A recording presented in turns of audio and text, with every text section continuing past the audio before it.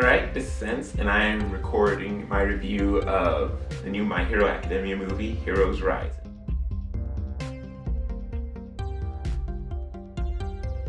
I just finished seeing that maybe a couple hours ago, just had a little bit of time to think about it, and I will be pretty honest right off the bat. I would probably give the last movie 2 heroes. I'd probably give that one 4 out of 5. This one was not quite that level in my mind. But let's get more into it.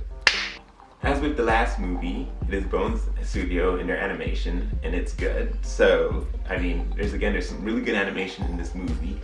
I would probably say towards the end, once you get to that final fight, some really good stuff. They did throw some 3D in there that was mostly done very well in my opinion.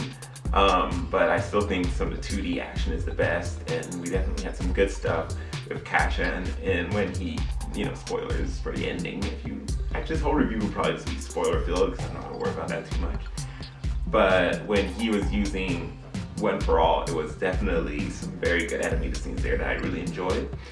In terms of audio, I definitely enjoyed the soundtrack and the music in this one. They didn't use my favorite music, You Say Run, that wasn't in there, but they did use some, and the tracks I heard were pretty good. I noticed they used a similar kind of thing they did with the current season, where during the final climatic battle, they cut out most of the audio and instead just had like some beautiful singing.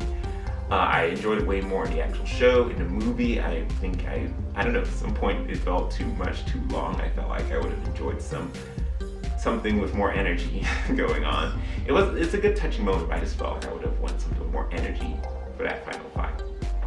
In terms of editing, it was pretty straightforward. I do kind of feel like this movie had a few weird cuts to blacks, which made it feel like more of a TV show where we were cutting to like commercial break.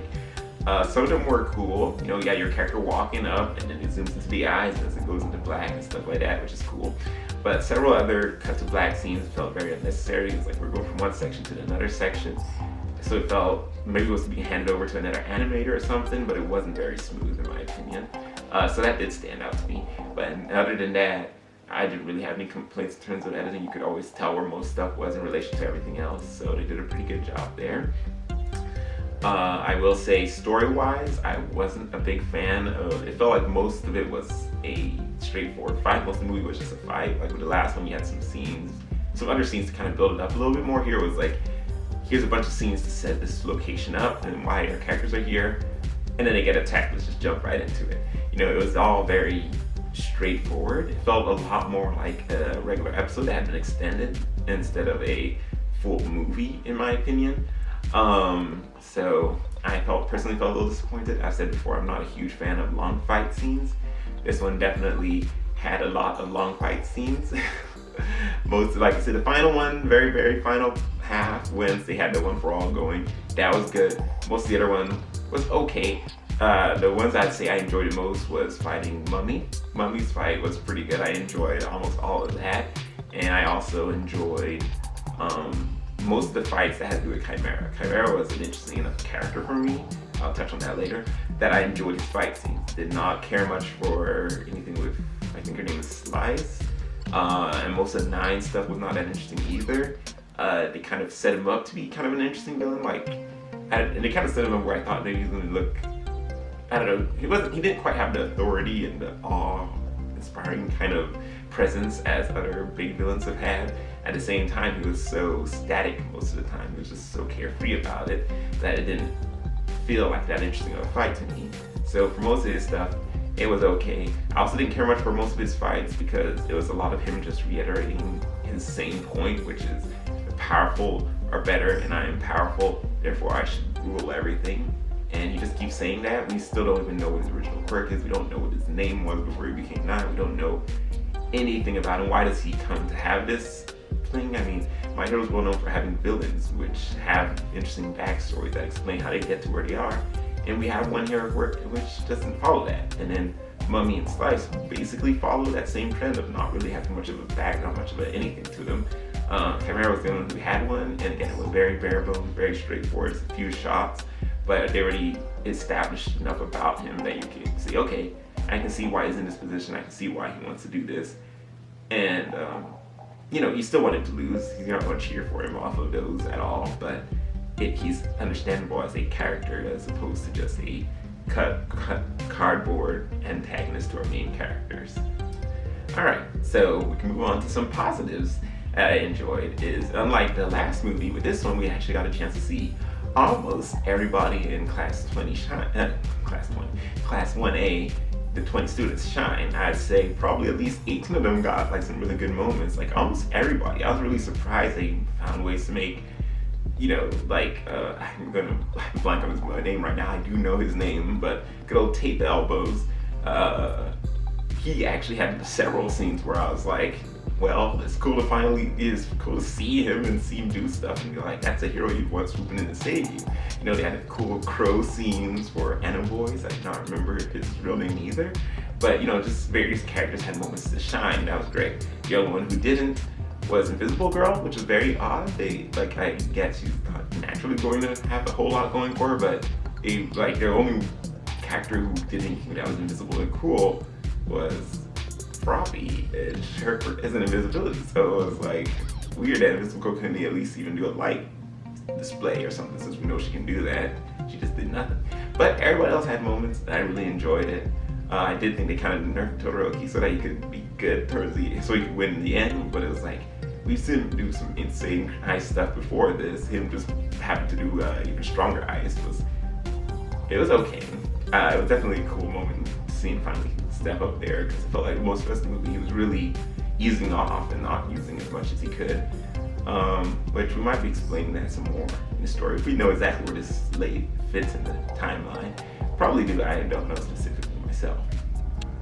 Alright, so one little complaint, like I said, most of the animation, most of that was good. It did have a lot of flashbacks in this movie. In the beginning, it made sense. We were flashback. We were introducing ourselves to these characters again. If you haven't seen a whole lot, or you just know briefly what's going on, you pick it all up. Even if you know everything that's happened, just seeing some of these scenes again is pretty cool to rebuild everything for you in your head.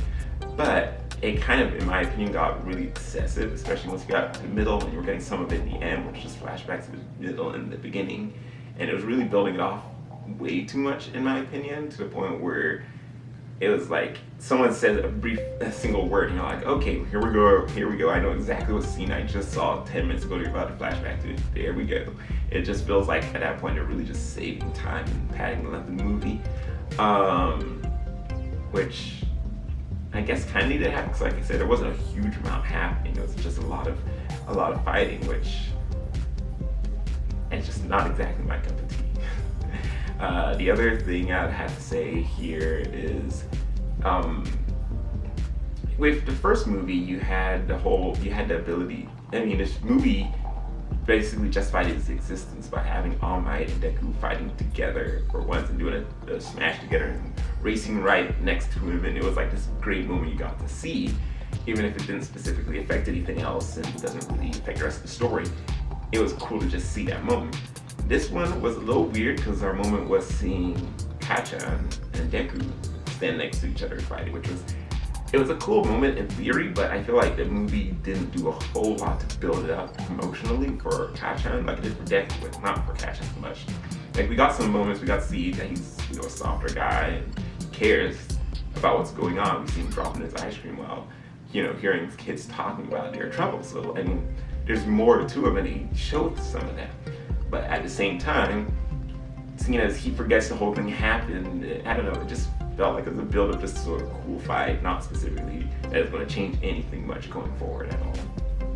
So that's a little complaint there. I guess this review does seem like a lot of complaints. I should kind of explain that a little bit.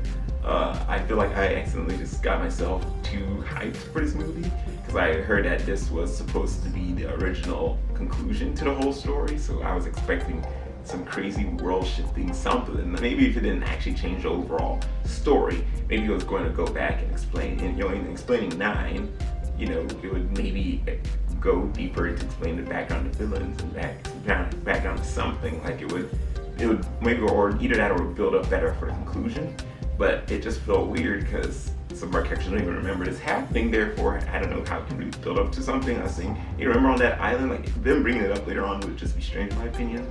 And so I just thought this was going to be the original ending. It would be something very climatic in terms of our characters and their interactions. And I felt like I was a little disappointed in that. Again, it could have just been me building up too much and anticipating it too much. But I think it definitely colored how I viewed this movie.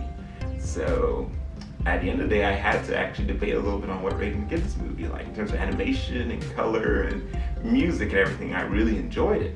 But I just came out of it feeling disappointed. So I'm really struggling on where to put this, on how often I really want to rewatch it, if I want to rewatch it at all. But after thinking about it a little bit, I think I will still give it a 3 out of 5. So there we go. If I need to make another movie, I'll be down to watch that as well. But I think now I'll just go back to the show and be rather happy. I know it's sometimes isn't animated as well, but I definitely feel like seeing all the characters and their interactions and how it moves on through these events seems to be more up my alley. So that's my review.